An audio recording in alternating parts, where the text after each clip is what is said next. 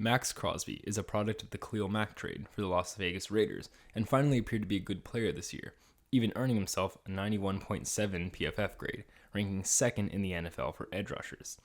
Now, let's look at the film and see if he really earned his ranking, higher than players like Von Miller, the Bosa brothers, and Defensive Player of the Year favorite TJ Watt.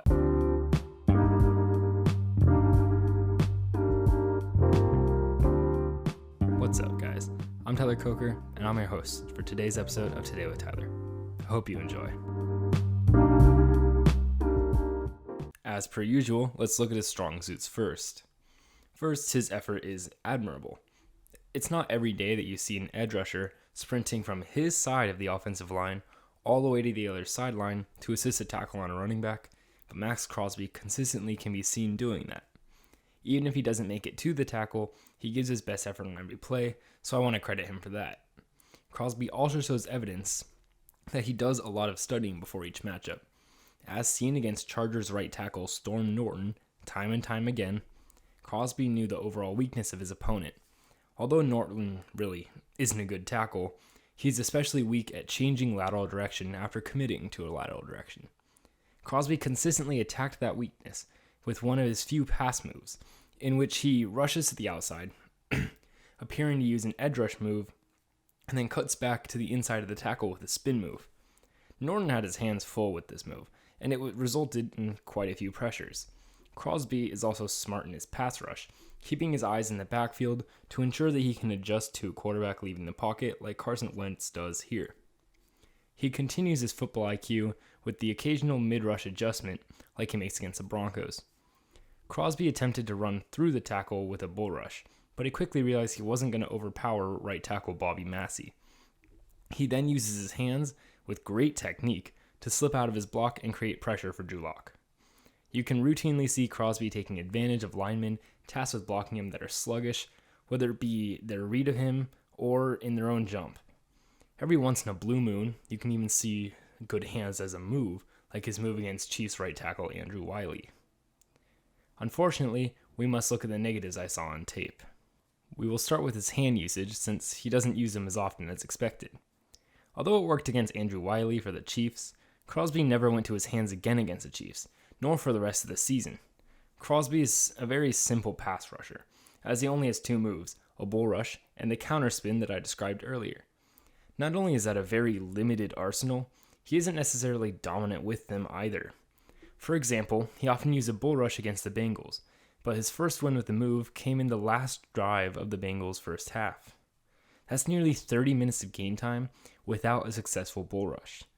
The Bengals' right tackle Isaiah Prince, who was struggling as a backup to their injured starter, did a good job shutting Crosby down for the most part, with the two often getting locked with each other and locking their knees and standing straight up. For a rusher who relies heavily on a bull rush, he wasn't showing sufficient power to do so. Although he is a smart rusher, he can also forget to make adjustments due to his lack of versatility with pass rush moves. Against the Chargers, in the season-deciding game for the Raiders, he was smart working against Storm Norton, as I described earlier, but Staley was smart as well. Noticing Norton's weakness against the counterspin, Staley began to increase double-team help from right guard Michael Schofield, which essentially eliminated the chance of success with a counterspin for Crosby. Crosby continued to use the counterspin and was running himself into a double team time and time again. The area of rushing in which even PFF graded him lower than expected was run defense, and on tape you can see why. Unless he's left wide open or the lineman was extremely sluggish off the line, he rarely will win a run blocking matchup and usually gets stuffed, eliminating his effectiveness entirely. A helpful tool in analyzing an edge rusher are the 5 tools of pass rushing, taught to me by Brett Coleman on YouTube. They are explosiveness, arm length, hip fluidity and flexibility, power, and technique. So how does Crosby line up with those tools? First, explosiveness. A key trait of a pass rusher is an elite first step. A perfect example of a player who has an elite first step is someone like Von Miller, and the first step is something that jumps out on you on tape or even casually watching at home on the couch. Crosby is rather slow off the line, a product of his size more so than anything else, which takes down his chances of being elite rather greatly. Without an elite first step, you can still use speed to make up for your lag off the ball. Unfortunately, Crosby doesn't fit that category either.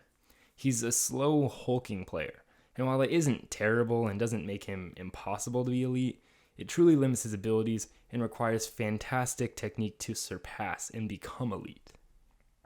Next, arm length. This one isn't as crucial as the others, it's more of a scouting purpose thing for edge rushers coming out of college, but it's still a good measurement to look at nonetheless. With arms measuring 32 and 7/8 inches, Crosby's arms aren't necessarily elite length, but are still long enough to make it work. Elite arm length would have allowed Crosby to bull rush more effectively and even get away with more technique, but unfortunately that's not how he was built, and he has to be able to compensate with some of these other tools. Moving on, we have hip flexibility and fluidity. When watching his tape, Maxx Crosby overall comes off as just slow. That's in part due to his speed and in part due to his hips. Since Crosby rarely uses moves that allow him to be fluid, he doesn't prove to me throughout the season that he even has fluid hips to begin with. He relies on his power and studying to beat opponents, not athleticism or technique, including hip fluidity. Now, Maxx Crosby's power. Crosby certainly relies on his power, and when his power fails him, he loses the rep, almost guaranteed. Crosby will flash moments of extreme power, pushing right through the opposing tackle, but for the most part, this was against backup right tackles who were already on bad offensive lines, like the games against the Bengals and Chargers this season. Because tackles can be so immovable in the NFL, many of the best edge rushers will convert their speed into power, rather than relying on their frame to supply all the power, because often a tackle will outweigh and outsize a edge rusher, but Crosby's the latter. Crosby's power is solely generated through his size, and usually his wins are due to a high pad level from the opposing tackle, not necessarily a true power advantage on Crosby. Crosby can use the power he has much better with some improvements over the offseason, especially if he can add an outside move or some more technique to his arsenal over the year. If a tackle is concerned that he will get the outside, the lineman would more easily be susceptible to a bull rush. There would be 3 dimensions to Crosby's rush instead of just the 2 that are somewhat easy to counter. The last tool of pass rushing to look at is technique. The first thing you notice on his film in terms of technique is Crosby's lack of hand usage. Hand usage can make a player elite without many other elite traits, and some examples of dominant edge rushers with great hand usage are Ohio State products Chase Young, Nick Bosa, and Joey Bosa. Each of these players use their hands to create avenues for other skills, and their physical attributes then can back them up. And Crosby would be dominant if he did the same. Maxx Crosby's power may not be enough to single-handedly dominate, but if his power was instead an after effect after his hand usage, he would destroy opposing offensive lines. Without his hands, though, Crosby's technique leaves much more to be desired. As highlighted before, Crosby has 2 moves, and one of them is literally just trying to rush through a grown man. So, adding something to the outside or adding some sort of hand swipe would greatly increase his chances of being able to be a top edge rusher in the NFL. I think Maxx Crosby has some tools to be dangerous, even without being an elite athlete like most of the top edge rushers are in the NFL. That being said, I don't think his tape backed up his insane ranking by PFF, and he isn't an elite edge rusher yet. Although he is an elite and was pretty much overhyped this year, if I have to be completely honest, he still deserves credit for the massive improvement he made to be good this season, because last season he really struggled, and he certainly can improve again. So I have confidence that with his hard work that he proved that he has, he'll easily be able to make himself elite, but this season he wasn't quite worth the grade he got. Thank you for listening.